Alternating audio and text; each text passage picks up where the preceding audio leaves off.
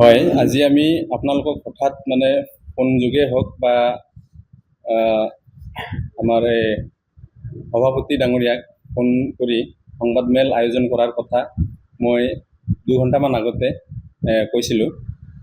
আহ, তেখেতে সুধিছিলে যে সংবাদমেল কিহক লৈ মানে পতা যাব।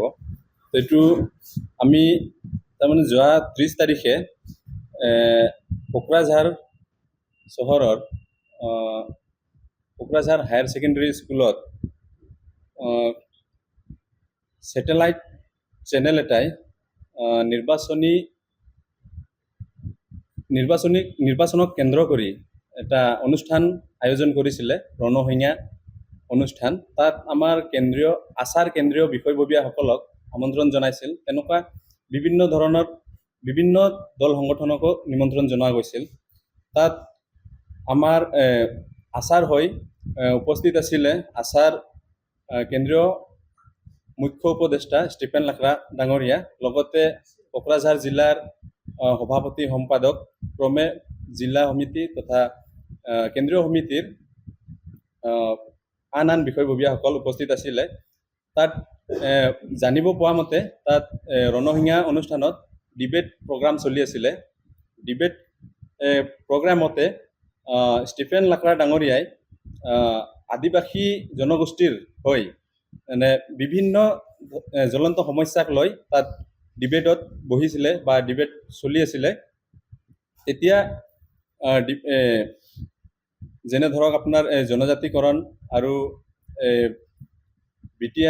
বিটিআৰত থকা আদিবাসীসকলৰ মাটিৰ সমস্যাক লৈ তেনেকুৱা সেইটোৰ লগতে সেই সমস্যাবিলাকৰ লগতে আমাৰ আচাৰ কেন্দ্ৰীয় প্ৰাক্তন সভাপতি প্ৰায়তঃ বস্কো চাৰ্মাকো তেখেতৰ যিহেতু হত্যা হৈছিল আৰু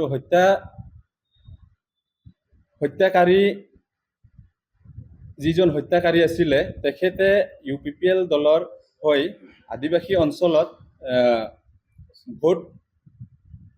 ভোট কালেকশ্যনৰ কাৰণে যি নেকি আপোনাৰ মিটিংবিলাক আয়োজন কৰি আছিলে বা আপোনাৰ নিৰ্বাচনী প্ৰচাৰ চলাই আছিলে, সেই কথাটোক এই ডিবেট শ্ব'ত মানে উপস্থাপন কৰিছিলে লাকৰা ডাঙৰীয়াই। তেতিয়া তেখেতে কৈছিলে যে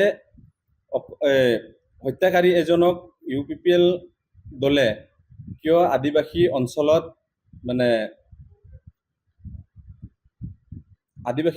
প্ৰচাৰৰ কাৰণে কিয় আনিব বা তেখেতক এৰেষ্ট কৰিব লাগে, তেনেকুৱা ধৰণৰ মন্তব্যবিলাক তেখেতে আগবঢ়াইছিলে। ঠিক তেনেকুৱা ডিবেট শ্ব' শেষ হোৱাই নাছিলে।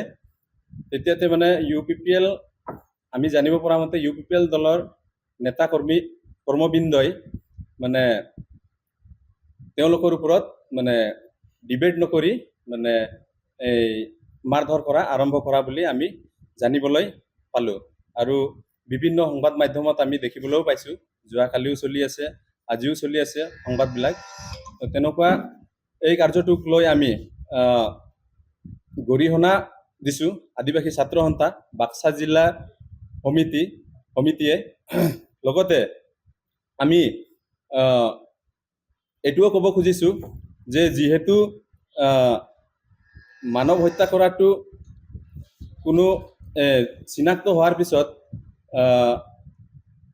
সংবিধানে কেতিয়াও তেওঁক মুকলি আকাশৰ তলত থাকিব নালাগে বুলি এনেকুৱা হয়তো ধাৰাবিলাক আছে সংবিধানত বা আইনত।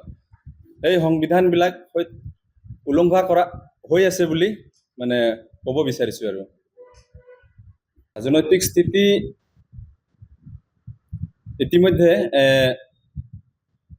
বিভিন্ন জিলাৰ পৰা হয়তো সংবাদমেলবিলাক তেনেকুৱা আয়োজন কৰিছে, সকলোৱে কিবা নহয় কিবা এটা কৈছে। সেই হিচাপে আমিও তামোলপুৰ বা বাক্সা হিচাপে ক'ব খুজিম যে নিৰ্বাচনটো ডাইৰেক্টলি আমি ক'ব নোৱাৰিম যে অমুক পাৰ্টিক সমৰ্থন কৰক বা নকৰক।